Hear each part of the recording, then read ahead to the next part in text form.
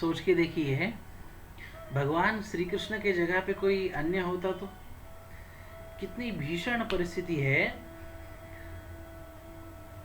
हमने जैसे पूर्व के वर्ग में सुना कि धृतराष्ट्र ने पत्र दिया था पांडवों के नाम पे कि मेरे बच्चे तो अधर्मी है, दुष्ट ही है, स्वार्थी है, तुम तो धर्मात्मा हो, तुम्हें तो राज्य छोड़ देना चाहिए, राज्य पर अपना अधिकार वगैरह, ऐसा जो है पत्र भेजा हुआ था धृतराष्ट्र ने।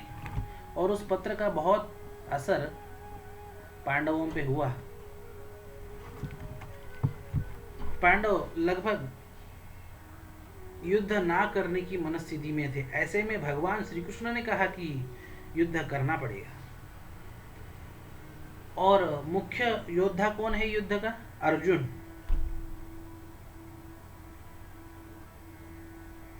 यह अर्जुन बिल्कुल जिसके भरोसे युद्ध लड़ने की तैयारी की है, वो बिल्कुल मौके पे कह रहा है कि अब मैं नहीं लड़ूंगा। दूसरा कोई होता तो कितना डिप्रेशन में जाता। अरे जिसके भरोसे इतना सब ये सब खड़ा किया है वही पीछे हट रहा है, कितना कोई टेंशन में जाता, कितना कोई झल्ला जाता। और भगवान श्री कृष्ण क्या कर रहे हैं? भगवान श्री कृष्ण की मुद्रा कैसी, भगवान श्री कृष्ण की मनस्थिति कैसी है, इसमें बिल्कुल स्पष्ट शब्दों में कहा है कि प्रहसन्निव भारत। भगवान श्री कृष्ण मुस्कुरा रहे।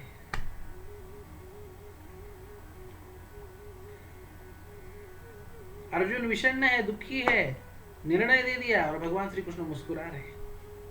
दूसरा कोई होता तो क्या करता? टेंशन में आ जाता, डिप्रेशन में आ जाता, नींद की गोलियां खा लेता और कुछ करता, पता नहीं क्या क्या होता। पर भगवान श्री कृष्ण इतने भीषण परिस्थिति में भी मुस्कुरा रहे, कितनी बड़ी बात है। और ऐसे भगवान श्री कृष्ण मुस्कुराते हुए, अभी इतने भीषण परिस्थिति में मुस्कुराते हुए भी अपने उपदेश को प्रारंभ करते हैं, मूल उपदेश को प्रारंभ करते हैं। पहले दो श्लोक भगवान ने कहे, क्लैब्यमास्मगमः पार्थ, हे अर्जुन उठो, डांटा है अर्जुन को दो श्लोकों में। पर वह केवल कहना है। अब शिष्यत्व स्वीकार करने के बाद मूल उपदेश अब शुरू हो रहा है। अच्छा, अब ये मूल उपदेश शुरू होने से पहले जो दो श्लोकों में डाटा है, तो दूसरा कोई होता, अर्जुन इतना वैराग्य की बातें कर रहा है, साधु बनने की बात कह रहा है, सब कुछ त्यागने की बात कर रहा है, उदारता की बात कर रहा है, तो दूसरा कोई क्या कहता आजकल की इस भाषा में? अरे कितनी बड़ी बात कह रहे हो, त्याग की बात कर रहे हो, तुम्हारा बड़ा कार्यक्रम रख के तुम्हारा सत्कार सम्मान करना चाहिए, ऐसा कहता कोई? भगवान श्री कृष्ण ने उल्टे डांट लगाई। क्या पागलों जैसी बातें कर रहे हो, क्या कायरों जैसी बात कर रहे हो, क्या नपुंसकों जैसी बात कर रहे हो। हमने पिछले सत्र में देखा, बाहर से देखने में दो विरुद्ध चीजें एक समान दिखती है, पर उनमें अंतरंग का भेद होता है। किसी फिलोसोफर ने कहा है, discrimination is thin border line between risk and success. विवेक यह इतनी धीमी रेखा है जिसके उस पार पतन है और इस पार सुयश है। उसका अंतरंग सामान्यतः ध्यान में नहीं आता।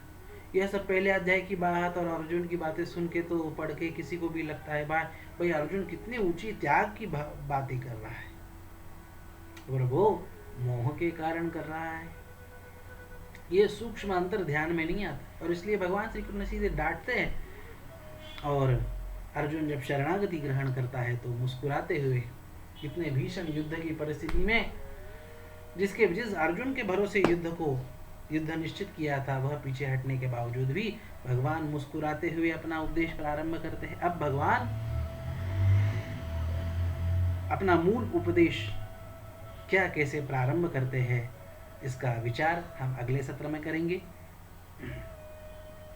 यह विचार अब जैसे हमने पिछले सत्र में सुना कि हमारे ग्रंथों की, हमारे शास्त्रों की यह परंपरा रही कि मुख्य उपदेश शुरू में कर दिया जाता है और इस कारण से वह गहन भी होता है। अब भगवान मुख्य उपदेश शुरू में ही प्रारंभ करते हैं, इसलिए सीधे आत्म तत्व की बात भगवान श्री कृष्ण आत्म तत्व से प्रारंभ कर रहे हैं, इसलिए बहुत ऊंचाई से भगवान प्रारंभ करते हैं।